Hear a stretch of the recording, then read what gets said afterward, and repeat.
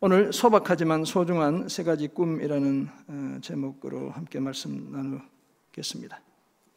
이적 김동률이라는 가수가 있습니다. 아시는 분들 아시죠? 처음 들어보셨어요? 다들? 네. 이 두 사람이 작사 작곡해서 불렀던 노래가 거위의 꿈, 거위가 가진 꿈에 대해 노래한 것이죠. 그 인순이라는 사람이 한 번 더 불러서 크게 히트를 쳤다고 해요. 그 가사의 내용이 이렇습니다. 제가 한번 따라 불러보려고 했더니 좀 어려워. 그래서 가사만 한번 전달해 보도록 하겠습니다. 난 꿈이 있었죠. 버려지고 찢겨 남루하여도 내 가슴 깊숙이 보물과 같이 간직했던 꿈. 노래방 가서 부르던 거 지금 따라하면 안 됩니다. 혹 때론 누군가가 뜻 모를 비웃음 내 등 뒤에 흘릴 때도 난 참아야 했죠. 참을 수 있었죠. 그날을 위해. 늘 걱정하듯 말하죠. 헛된 꿈은 독이라고. 세상은 끝이 정해진 책처럼 이미 돌이킬 수 없는 현실이라고.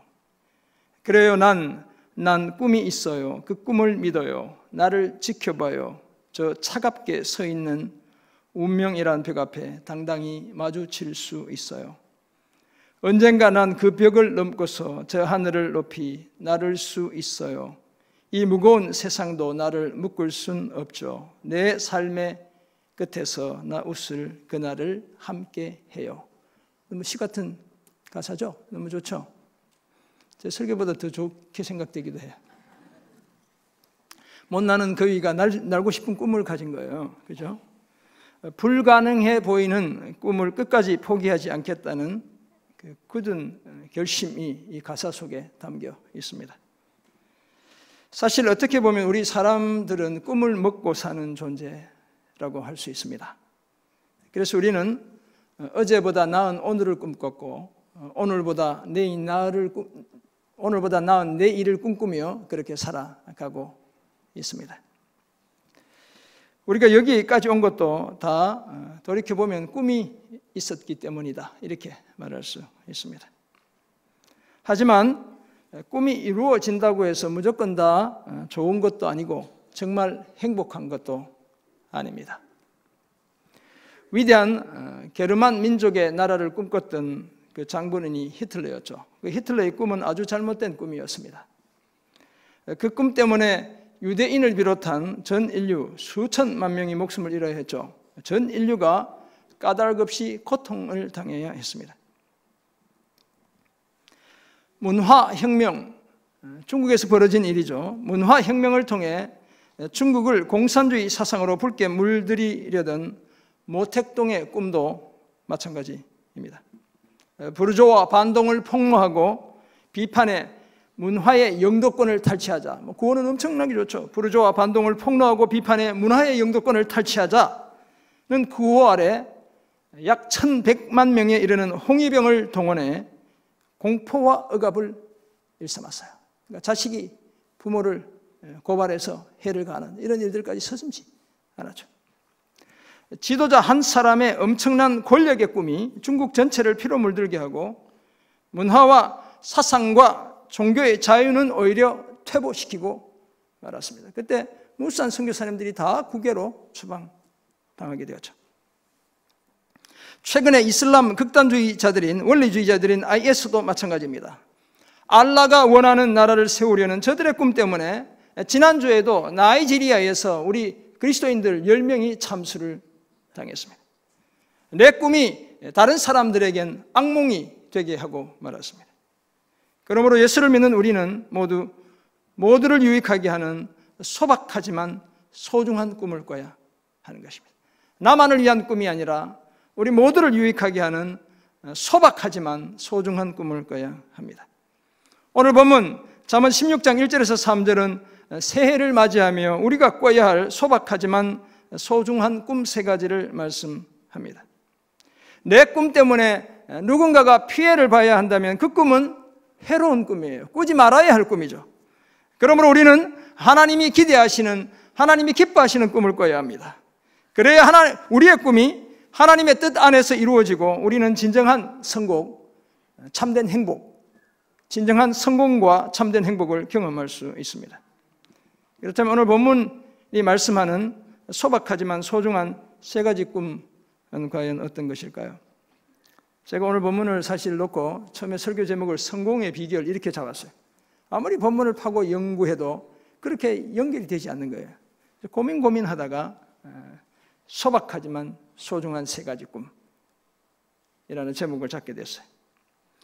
우리가 진정 행복하기 위해 꿔야 할 꿈, 오늘 본문이 말씀하는 그 세 가지 꿈은 다름 아니라 첫 번째는 합당한 말을 하는 꿈, 둘째는 순수한 동기를 가지는 꿈, 셋째는 하나님께 일을 맡겨드리는 꿈. 이 꿈을 꿔야 한다는 사실을 오늘 말씀에 비추어 함께 생각해 보려 합니다. 지금 영국에서 가장 저명한 행복 전문가 중 한 사람이 긍정심리학 박사인 로버트 홀든이라는 분이에요. 여러분 인터넷 들어가서 로버트 홀든 이렇게 한국말로 치면 이분의 책, 이분이 뭘 하는지, 이분이 운영하고 있는 연구소 이런 것들이 소개되고 있어요. 그는 사람들에게 자신들의 대표적인 10가지 소망과 행복 중에 무엇을 선택할지를 물었더니 대부분의 사람들이 행복을 선택했다 이렇게 말해요. 예를 들어 물질적인 넉넉함, 그 부와 행복 중에 무엇을 선택할 것이냐 이렇게 물었더니 100명 중 90명은 나는 돈보단 행복이 좋아요 이렇게 얘기했다는 거예요. 그런 분들 계시죠? 나는 돈이 더 좋아 이런 분 많이 계시죠? 근데 크게 큰 코 다칩니다. 그렇게 속으면, 돈에 속으면. 92명, 100명 중 92명은 성공보다 행복이 좋다 그 대답했다는 거예요. 94명은 명성보다 행복이 좋고 98명은 사회적인 높은 지위보다 나는 행복이 더 좋아요 이렇게 답했대요. 그리고 90명은 외모, 잘생긴 예쁜 외모보다 행복이 더 좋다. 나는 그래도 성형외과 안 가게 예쁜 외모가 더 좋아 이런 분도 계시긴 하겠지만 근데 하여튼 대체로 그렇게 얘기했더니 그만큼 뭘 얘기하는 거예요? 사람들이 행복하고 싶다는 사실을 이야기하고 있죠. 그렇다면 정말 행복할 수 있는 비결은 과연 어떤 것일까요? 오늘 본문의 말씀에 비추어 보면 소박하지만 소중한 세 가지 꿈을 꾸면 행복해질 수 있다 이렇게 결론 내릴 수 있습니다. 그 첫 번째 꿈으로 말이 합당해야 합니다. 합당한 말을 하는 꿈을 꿔야 하는 거예요. 성경은 특별히 말 곧 언어 생활에 대해 너무나 많은 교훈을 우리에게 가르쳐주고 있습니다. 악인의 말은 사람을 엿보아 피를 흘리자 하는 것이지만 정직한 자의 입은 사람을 구원한다고 말씀하죠. 칼로 찌름같이 함부로 말하는 자도 있지만 이렇게 막 말이 그냥 가시가 돋아가지고 막 찔러대는 이런 분들도 계시잖아요. 제가 그런가? 네. 지혜로운 자의 혀는 양약과도 같다고 말씀합니다. 미련한 자라도 잠잠하면 지혜로운 자로 여겨지고 그의 입술을 닫으면 슬기로운 자로 여겨집니다. 말을 하면 실수가 점점 많아질 수밖에 없는 거예요. 미련한 자의 입술은 다툼을 일으키고 그의 입은 뭘 자청한다고요? 매를 자청한대요. 매를. 안 맞으려면 말 조심해야 되는 거예요. 맞는 게 꼭 매로 맞는 게 아니라 사실 막 그냥 눈길로 맞고 감정으로 맞고 막 이렇게 맞는 거죠. 미련한 자의 입은 그의 멸망이 되고 그의 입술은 그의 영혼의 그물이 된대요. 반면에 입과 혀를 지키는 자는 자기의 영혼을 환난에서 보존합니다. 우리가 잘 아는 말이지만 경우에 합당한 말은 아롭새긴 은쟁반에 금사과래요. 얼마나 소중한 거예요. 경우에 합당한 말이. 먼 땅에서 오는 좋은 기별은 목마른 사람에게 냉수와 같다라고 말씀합니다. 우리가 잘 아는 우리 속담도 말의 중요성을 엄청 강조합니다. 말 한마디면 빚을 얼마나 갚아요? 천냥 빚을 갚는데요. 그죠? 남말은 새가 듣고 반말은 쥐가 듣는데요. 네. 함부로 말하지 말라는 얘기죠. 발 없는 말이 몇 리길을 가요? 1000리길을 간대요. 심지어 벽에도 뭐가 있다? 귀가 있다고 이야기해요. 네. 참 예쁜 표현이잖아요. 벽에도 다 귀가 있대. 말 조심하라는 거예요. 잘 말하라는 거예요. 합당한 말을 하라는 거죠. 그래서 야고보는 사람마다 듣기는 속히 하고 말하기는 더디하고 성내기도 더디하라고 그렇게 말했죠. 우리가 다 말에 실수가 많은데 만일 말에 실수가 없는 말에 실수가 없는 사람이면 그 사람은 온전한 사람이라고 이야기해요. 온전하다는 말은 성숙한 사람이라는 거예요. 성숙한 신앙 인격을 가진 사람이다, 이렇게 이야기하죠. 오늘 잠언 16장 1절도 말씀과 관련이 있습니다. 여기 보면 마음의 경영은 사람에게 있어도 말의 응답은 여호와께로부터 나오느니라, 이렇게 되어 있죠. 마음의 경영은 사람에게 있대요. 여기서 경영은 회사를 꾸리거나 사업을 계획하는 것을 의미하는 그런 의미의 경영이 아닙니다. 어떤 말을 해야 할지 미리 심사숙고하는 것, 이걸 지칭하는 거예요. 당연히 우리는 대화 전에 내가 뭘 말해야 할지 잘 정리할 필요가 있죠. 생각해 둘 필요가 있죠. 제가 직장 다닐 때 해외 바이어랑 통화할 때는 반드시 뭘 말할지를 메모를 다 해서 정확하게 말을 다 했는지를 확인하고 통화를 끊어요. 그런 자세들이 필요하죠. 그런데 오늘 본문 1절 하반절을 보면 그 말의 응답이 누구에게 있다고 말씀해요. 저기 나오면 안 되는데, 네. 말의 응답이 여호와께로부터 나온다고 말씀하고 있죠. 이 말을 가만히 되새겨보면, 그렇다면 우리가 무엇을 말해야 할지 너무 염려할 필요가 없다는 거예요. 하나님이 할 말을 주시겠다는 얘기잖아요.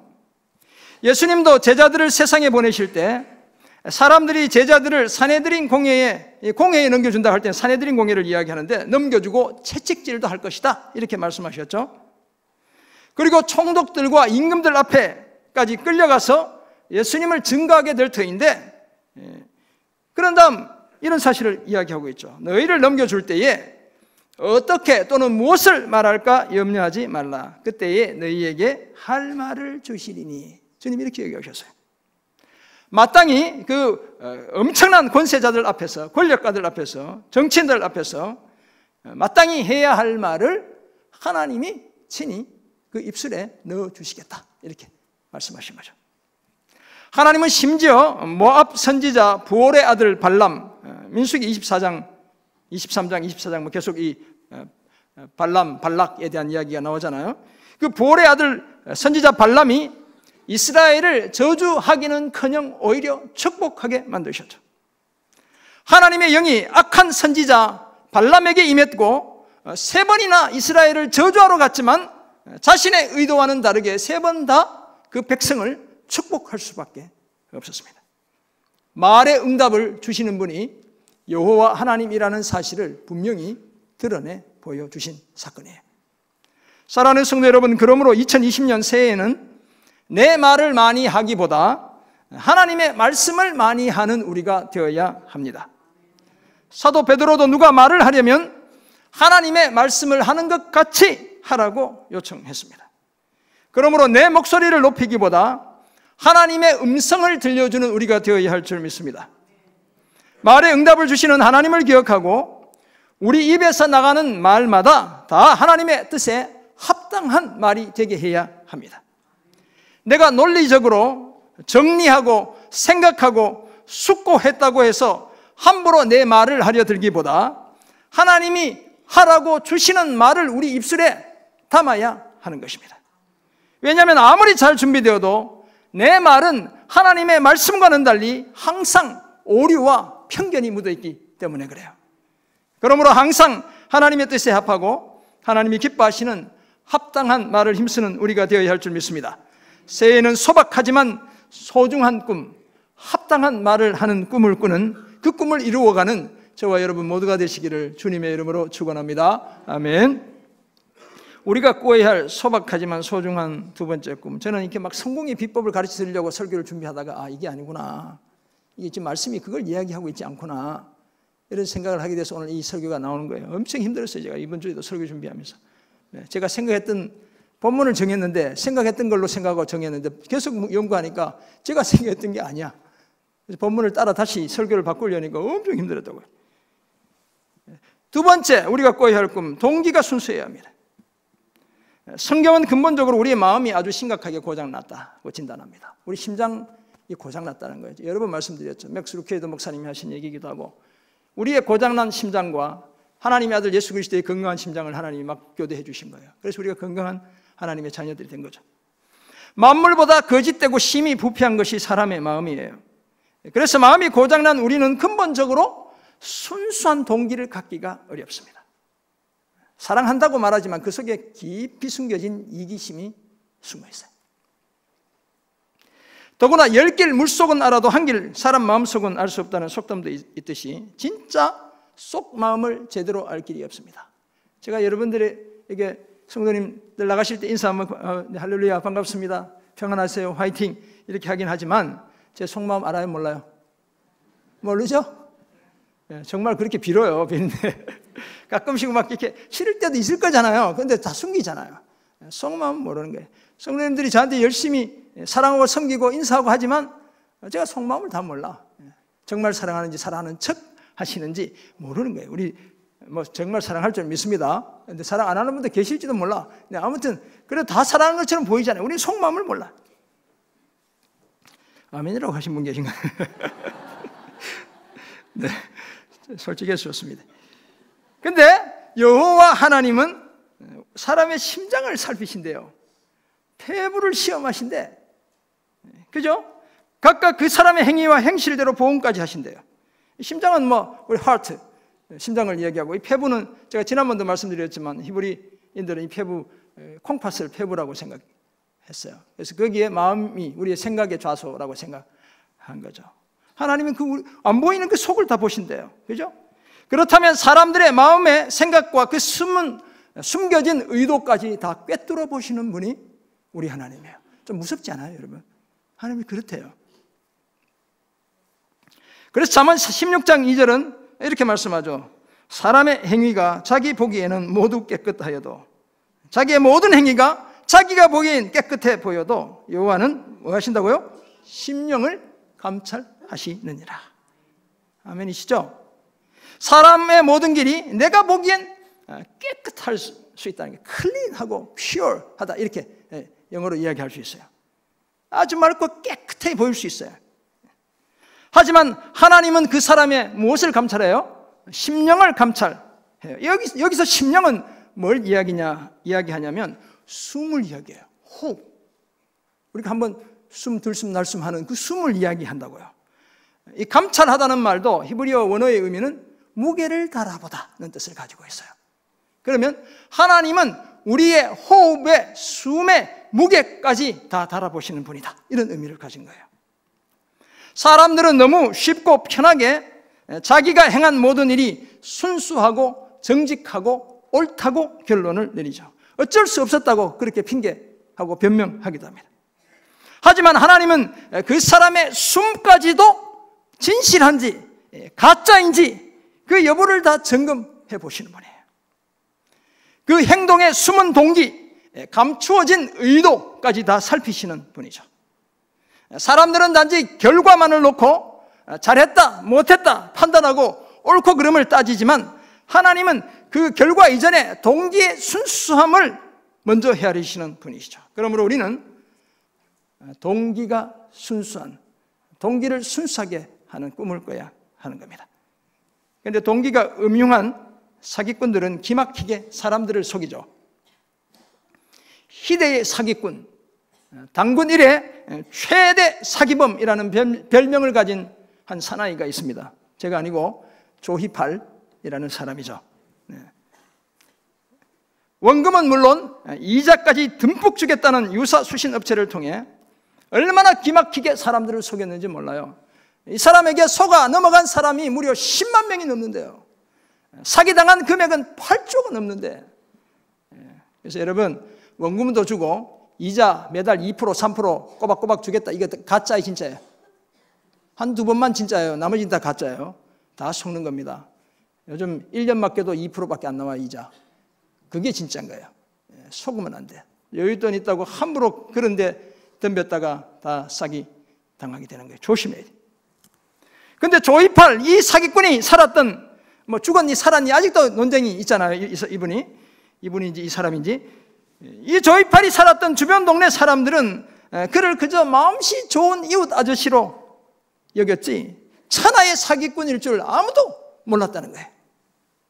설상가상 사기꾼들은 사기를 치면서도 자신이 다른 사람의 등을 쳐먹기 위해 그런 짓을 하는 것이 아니고 내가 남을 돕기 위해 그러고 있다고 생각해요.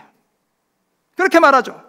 죄를 지어놓고도 일말의 죄책감도 없는 리플리 증후군에 빠진 사람들이 사기꾼들이에요. 자기는 옳은 일을 하다 보니 불가피하게 이런 결과가 주어졌다고 이야기하죠. 남의 눈에 피눈물 흘려놓고도 자신은 선한 의도로 그렇게 했을 뿐이라고 생각하고 말하는 거예요. 그러나 그 누구도 하나님의 정직하고 순수한 저울을 비껴갈 수는 없습니다. 하나님은 사람의 한줌 호흡까지도, 우리 이게 어떻게 달아볼 수 있겠어요? 그죠?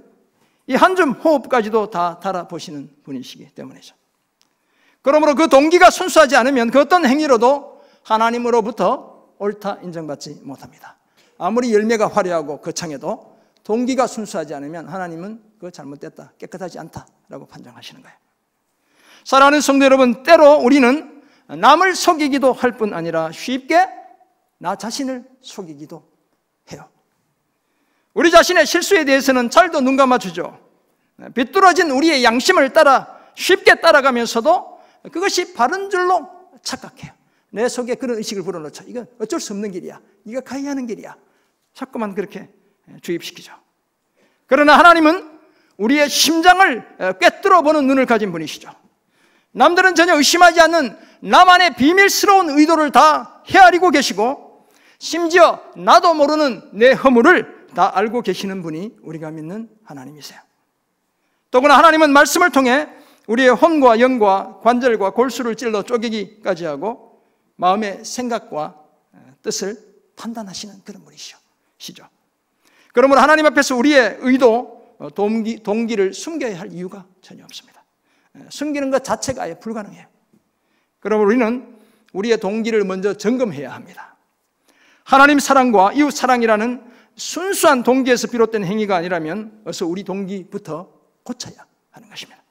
그래야 우리의 행위가 하나님 보시기에 깨끗할 수 있습니다.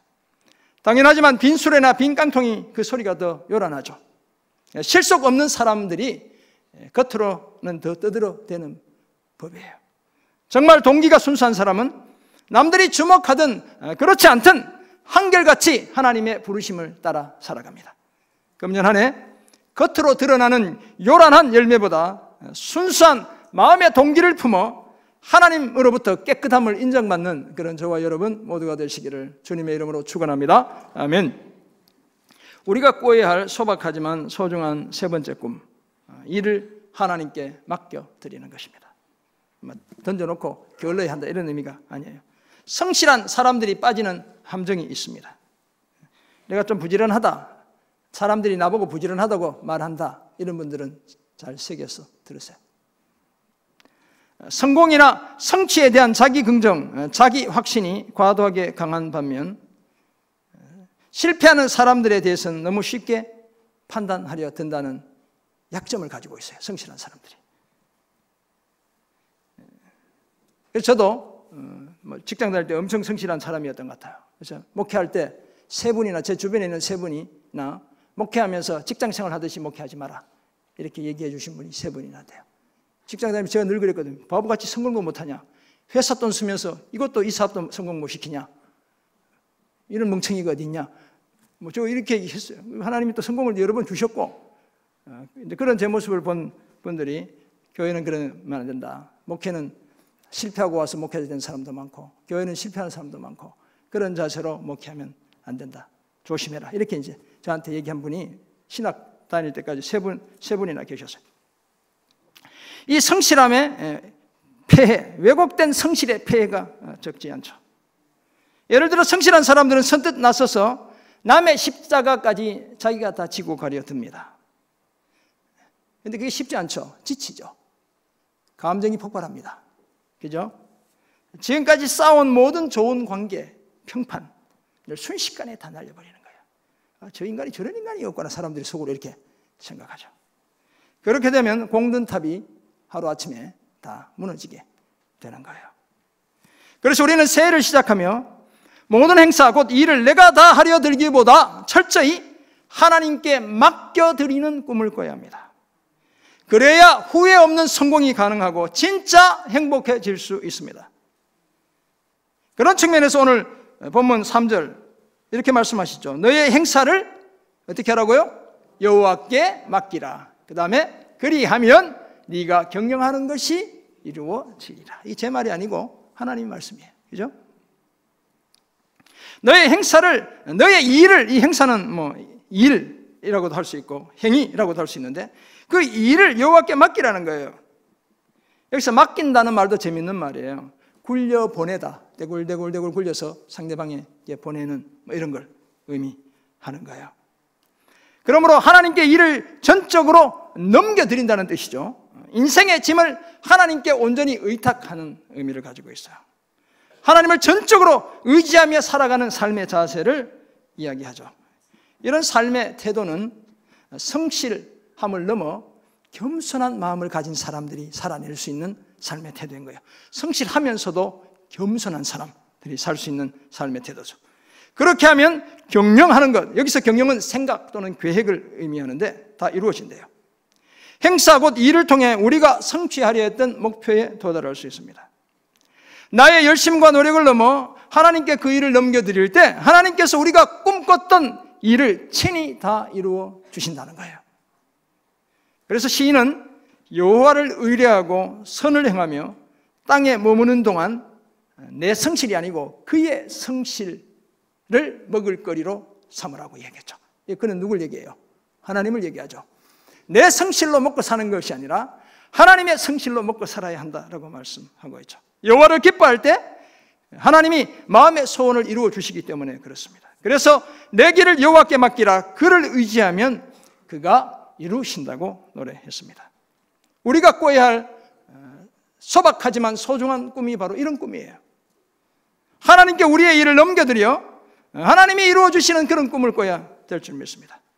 사랑하는 성도 여러분, 내 힘으로 할 수 없는 것들을 굳이 내 작은 가슴으로 부둥켜 안고 끙끙 앓으며 지내야 할 이유가 없습니다. 내가 감당하기 어려운 무거운 십자가를 내 어깨에 지고 가파른 그 고난의 언덕을 계속 걸어가야 할 이유도 전혀 없습니다. 우리의 죄의 짐도 마찬가지죠. 다 하나님께 맡겨드려야 합니다. 말이든 의도든 일이든 하나도 숨기지 말고 다 드러내야 합니다. 하나님의 돌보심과 섭리를 기대하고 낱낱이 다 구해야죠. 수고하고 무거운 짐진 자들아 다 내게로 오라. 내가 너희를 쉬게 하리라. 주님의 이 초청은 대상이나 범위에 전혀 제한이 없습니다.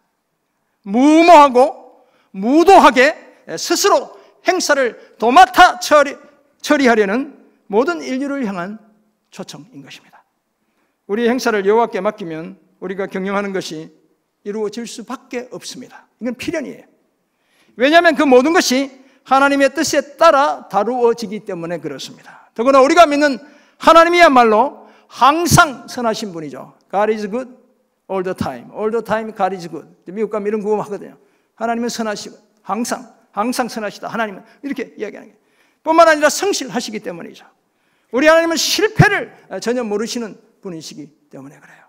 이 사실을 기억하고 일을 하나님께 맡겨드리는 소박하지만 소중한 꿈을 꾸는, 그래서 경영하는 것 마침내 다 이루시는 귀한 성도님들 되시길 주님의 이름으로 축원합니다. 아멘. 그렇다면 우리는 구체적으로 어떻게 살아야 할까요? 두 가지를 말씀드려요. 먼저 마음이 깨끗해야 합니다. 말이 합당하고 동기가 순수하려면, 우리의 첫 번째 꿈과 두 번째 꿈을 이루려면 우리 마음이 깨끗해야 되는 거예요. 일체 유심조라는 화엄경의 말도 있지만 모든 것이 마음에서 비롯되는 거예요. 잠언 4장 23절은 모든 지킬 만한 것 중에 더욱 내 마음을 지키라. 생명의 근원이 이에서 남이니라. 그 말씀했어요. 예수님도 입에서 나오는 것들은 마음에서 나오고 거기에서 나오는 잘못된 것들이 사람을 더럽힌다. 그 말씀하셨죠. 더러운 마음에서 나오는 대표적인 것들이 악한 생각, 살인, 간음, 음란, 도둑질, 거짓 증언, 비방 등이래요. 마음에서 시작해서 악한 생각을 넘어 악한 행동으로 이어지고 있죠. 그러므로 우리는 다른 그 어떤 곳이 아니라 우리 마음의 할례를 받아야 합니다. 그래야 마음과 뜻을 다하여 하나님 여호와를 사랑하고 그 결과 생명을 얻습니다. 또한 주를 깨끗한 마음으로 부르는 자들과 함께 의와 믿음과 사랑과 화평을 따를 수 있습니다. 그리스도의 보혈로 마음을 깨끗하게 해 하나님께서 주시는 합당한 말을 하고 무엇을 하든지 그 동기의 순수함을 잃지 않는 그런 저와 여러분 모두가 되시길 간절히 소원합니다. 아멘. 두 번째 적용점. 첫 번째는 마음을 깨끗하게 해야 한다면, 두 번째는 하나님의 인도하심을 믿어야 합니다. 그래야 맞게 들을 수 있는 거잖아요. 지난 연말 사택에 저희가 사는 그 사택에서 사촌들의 개 모임이 있었습니다. 총 저희 식구들까지 26분이 모였고, 그 중에 많은 분들이 잠을 주무시고 1월 1일 아침에 개 모임을 하고 돈을 내고 뭐 이렇게 이제 헤어졌어요. 제 아내는 그 하고 나서 이제 몸살이 나가지고 고생했는데 좀 좋아졌어요. 저희 형님, 누님, 저희가 이제 8남매 중에 6명이 살아있어서 살아있는 저희들이 다 같이 모였고, 형수님 2분 오셨고, 시골 형수님은 연세가 좀 드셔가지고 우리 큰 조카가 온 식구들을 데리고 대표로 참여했어요. 참 감사하고 행복했습니다. 제 아내도 너무, 제가 이번에도 보면서 이 목사님 뭐 한 30명 가까이 되는 거 척척 이렇게 치르는 거 보면서 정말 대단하다. 저 작은 몸에 대단하다. 제가 개척하면서 뭔가 남은 게 있구나. 미국에서 70명씩 이렇게 밥 해먹이던 그 실력 가지고 이렇게 다 사용하는구나. 이런 생각하고 고마웠습니다. 그런데 이 좋은 행복한 저희 형제간에도 작은 골칫거리가 하나 있었어요. 30년 전에 저희 남자 형제 6명이 마음을 같이 해 우리가 죽어서도 고향에 묻히자 이렇게 해서 시골에 공동명의로 구입해둔 밭이 하나 있어요. 저는 명의 이전하면서 미국에 있어서 아직도 저는 이름도 얹혀있지 않고 의무만 있는 그런 상태인데, 아무튼 그 밭이 국도가 나면서 수용을 당하게 되었죠. 그럼 뭐가 나와요? 보상금이 나오죠. 네, 보상금이. 돈이 나와요, 돈이. 근데 또 다른 문제는 그 땅을 구입할 때 6 형제 중에 저희 큰형님은 돈을 한 푼도 안 내고 우리 5 그 동생들만 돈을 냈다는 사실이 있는 거예요. 그러니까 돈이 나오니까 이제 형님 앞으로 된 그 땅은 당연히 우리 형님 돌아가셨고 형수님이 받으시게 되는데, 다른 형님들이 저보고, 제가 막내니까 신분권, 그 형수한테 얘기 좀 하라는 거예요. 동생이 얘기해서 조카의 이름으로 형님이 출연한 것도 없고 형님 이름으로 한 것도 없으니까 그 땅 나오는 보상 금액 중에 우리가 받는 보상 금액만큼 공동기금으로 출연하도록 네가 말을 좀 해달라. 이게 이제 우리 형님이 저에게 부탁한 거예요. 제가 지난번 추석 때 가서 한번 말씀드렸는데, 그런 고민을 사택에서 이번에 큰 조카와 마당에서 고구마를 구우며 나누게 되었어요. 그때는 우리 조카가 하는 말이, 우리 시골 형수님이 받은 그 보상 금액이 작진 않은데 시골에 그 땅 사고, 땅값이 엄청 비싸. 시골이 땅 사고 집을 짓느라 그 공동기금에 출연할 돈이 없다는 거예요. 그 조카의 얘기를 듣고서 이 돈이 없는 형수님한테 돈 내라고 얘기하는 건 적절치 않다. 그래서 너희 엄마, 우리 형수 부담되지 않게 더 이상 얘기하지 말자. 이렇게 제가 얘기했어요. 그리고 모두들 떠나고 제가 방에 들어가서 우리 아내에게 그런 얘기했습니다. 괜히 형제들 서로 힘들고 마음 상하지 않도록 우리가 그 돈을 부담하자. 이렇게 제가 얘기했더니 저희 아내는 당신 돈이 있으면 그렇게 해. 이렇게 얘기하는 거예요. 그리고는 그날 오후 교회로 와서 설교 준비하는데 5시 한 40분 가량 된 것 같아요. 황에는 큰 조카로부터 전화가 한 통 와 있었어요. 제가 못 받아가지고 다시 바로 전화했더니 이런 얘기를 했어요. 그 조카 며느리와 차를 타고 내려가면서 의논을 했는데, 그 엄마가 지금 돈이 없어 돈을 못 내니까 자기가 그 돈을 대신 부담하겠다. 조카가 이렇게 이야기하는 거예요. 제가 그 말을 듣는데 눈물이 핑 도는 거예요. 그 제가 조카한테, 야 조카 너 진짜 고맙다. 조카는 저보다 4살밖에 안 어려. 친구 같은 조카. 야 조카 너 정말 고맙다. 제가 이렇게 말했어요. 형님들의 기대도 만족시켜 드리고 이제 해결됐잖아요. 그분들이 원하는 게. 우리 큰 형수님께 부담도 전혀 드리지 않게 되었어요. 우리 조카의 그 선한 모습, 집안의 장손답게 내가 책임지겠다는 그 자세도 보게 되고, 저는 괜히 그 마이너스 통장 마이너스도 안 커져도 되고 돈 안 내도 되니까 너무 기쁘고 감사했어요. 더구나 이 문제 때문에 제가 집안에 잡음이 생기지 않도록, 이 작은 돈이어도 돈이 있으면 형제들 간에 의가 상하고 이러니까 제가 기도를 열심히 했거든요. 이것 때문에 어려움 생기지 않게 해달라. 기도했기 때문에 더 감사했어요. 그리고는 제 마음에 이런 생각이 드는 거예요. 다시 한번 하나님이 인도하시는구나. 이 하나님의 인도하심을 제대로 믿어야 하는구나. 이런 확신을 주님이 주셨어요. 이런 좋은 집안에, 저희 집안 부럽지 않아요, 여러분? 좋은 집안에 제가 속해 있다는 사실이 너무너무 자랑스러워요. 서로 양보하고, 이번에도 만났더니 막 봉투가 그냥 하늘을 날아다니고 막. 네. 행사 곧 일을 내가 다 처리하려 들지 말고 저처럼 하나님의 인도하심을 믿어 하나님이 주시는 형통함을 경험하는 성도들 되시기를 간절히 소원합니다. 아멘. 작년 10월 주일 저녁 설교를 해주신 분 중에 이름도 좀 이상한 분당 해몬교회, 제가 해몬이 뭔지 물어본다는 게 잊어버리고 안 물어봤어요. 정광명 목사님을 그 설교한 때로부터 약 한 달 뒤에 11월 달에 제가 그 개척한 교회를 찾아가서 그분을 만났습니다. 갔더니 이렇게 그 2층인데 예쁜 건물 2층, 1층은 그 카페고 2층인데 교회가 하는 카페는 아니고 비싼 커피 파는 카페, 분당에 탁구대를 이렇게 예배 의자를 다 치고 딱 설치해놨더라고요. 탁구한 게임 하려고. 탁구한 게임 치고 본인이 이렇게 막 주문, 저기 뭐 이렇게 지방에서 주문해서 가져온 재료 가지고 또 탕을 끓여가지고 점심 먹고 커피 같이 마시고 이렇게 시간을 보냈어요. 근데 대화 중에 목사님이 저에게 목사님 참 고맙습니다 이렇게 얘기를 하는 거예요. 그래서 뭐가 고마운데? 라고 물어보았더니 자초지종이 이랬습니다. 저희 교회에서 저녁 설교 마치고 제 목양실에서 이런저런 얘기를 하던 중 이 정 목사님이 부목사로 섬겼던 분당 우리 교회 이찬수 목사님 이야기를 저에게 하는 거예요. 이찬수 목사님이 저희 교회 오기 얼마 전에, 설교하러 오기 얼마 전에 이 정 목사님께 잘 지내느냐, 후배 목사니까 한번 놀러와 이렇게 전화하셨다는 거예요. 제가 그 말을 들으면서 이찬수 목사님이 개척해서 고생하는 후배 목사의 형편을 헤아려 주고 싶은 것이구나 이런 생각이 들었어요. 목사님의 마음이 느껴지죠. 저도 이렇게 제 청년들이 목사 돼서 한번 언제든지 도와주고 싶은 생각들이 꿀떡 같거든요. 그래서 제가 연락드리고 한번 찾아뵈라고 말해 주었죠. 근데 이분이 정광명 목사님이 목사의 아들로 태어나 그런 눈치를 보는, 찾아오는 그 큰 교회에 찾아오는 분이 한두 분도 아닌데 자기까진 그러고 싶지 않다 이렇게 얘기를 해요. 제가 그게 아니라고 말했습니다. 찾아와서 힘들다고 솔직하게 얘기해 주기를 기다리시는 거일 것이다, 내 마음이라면. 그렇게 말했습니다. 그렇게 헤어진 지 얼마 지나지 않아 제 말에 용기를 내어 정 목사님이 이찬수 목사님을 드디어 찾아뵙게 되었습니다. 그랬더니 고생한다고 격려하시며 2020년 1월부터 3년 동안 매달 100만 원씩 교회 선교 기금에서 후원해 주시겠다고 약속하셨다는 거예요. 제가 그거 보라고 얘기했어요. 그거 보라고.